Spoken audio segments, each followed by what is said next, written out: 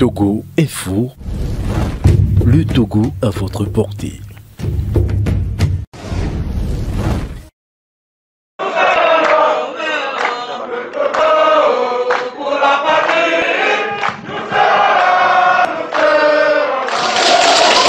Merci pour cet accueil toujours chaleureux, toujours enthousiaste. Pendant longtemps, l'insécurité provoquée par les mouvements djihadistes et les groupes armés terroristes, cette insécurité s'est cantonnée dans les pays du Sahel. Mais les terroristes n'ont jamais caché à personne que leur objectif et leur ambition était d'infiltrer les pays côtiers.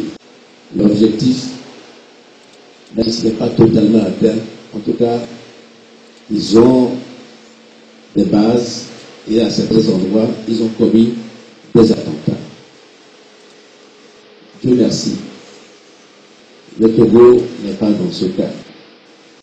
Et si le Togo a été jusqu'à présent préservé, c'est grâce à la mission que vous remplissez si efficacement ici. Donc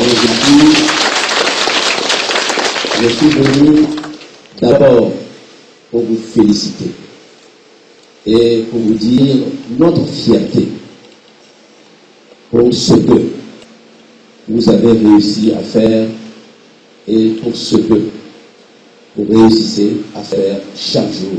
C'est un combat de tous les jours, c'est un combat de tous les instants.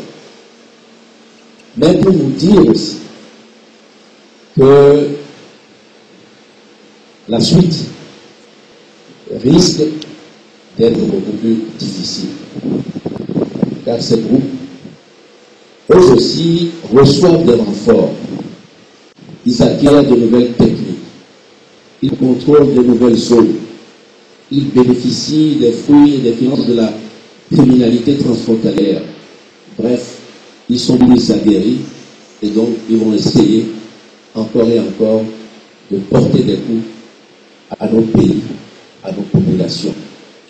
C'est pour ça que j'ai tenu à venir ici, à discuter avec vos chefs, qu'ils me fassent le point de la situation et qu'ils me disent les difficultés qu'ils rencontrent.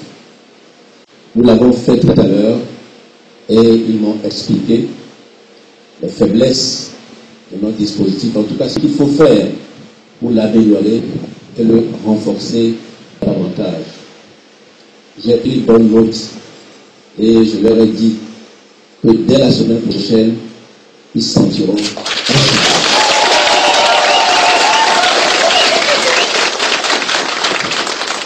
parce qu'on dit qu'il vaut mieux toujours prévenir plutôt que de guérir. C'est pour ça que nous avons pris un certain nombre de dispositions avant même ce jour. Vous connaissez la grande réforme de la refondation que nous essayons de mettre en œuvre et que nous allons accélérer. Nous avons voté la loi de programmation militaire et nous avons décidé de tout faire pour consacrer un budget conséquent à nos unités, à notre armée. Mais ce que je peux vous dire, c'est que les problèmes qui ont été soulevés ici sont déjà pris en compte dans cette loi de programmation militaire. Notre enseignement, c'est aussi que la lutte contre le terrorisme n'est pas seulement une affaire militaire. Elle a deux autres dimensions. La première dimension, c'est le soutien des populations civiles au sein desquelles nous vivons. Et pour avoir le soutien de ces populations, il faut, avoir de bonnes relations. Ça, je compte sur vous et vos chefs m'ont rassuré. Mais il y a aussi la lutte contre la pauvreté. Et ça, c'est l'affaire du gouvernement. Et là-bas aussi, j'ai dit à vos chefs que dès la semaine prochaine, nous enverrons une mission pour que les actions urgentes qui sont identifiées, les décisions seront prises, les forages seront faits, les pistes seront améliorées et si c'est possible, l'électricité verra aussi le jour. La deuxième dimension, c'est la dimension internationale. Le terrorisme n'est ne peut pas être combattu par un seul pays, quelle que soit sa puissance. Parce que les terroristes se jouent de nos frontières, ils circulent un peu partout. Nous aussi, nous travaillons avec nos pays voisins, mais il faut reconnaître que cette coopération n'est pas aussi efficace qu'on l'aurait souhaité.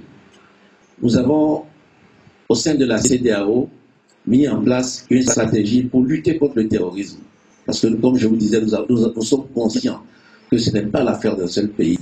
Et nous avons décidé de consacrer de 2020 à 2025 une somme importante, $1 milliard pour lutter contre ce terrorisme-là. Mais les besoins, vous le savez, de nos armées sont immenses.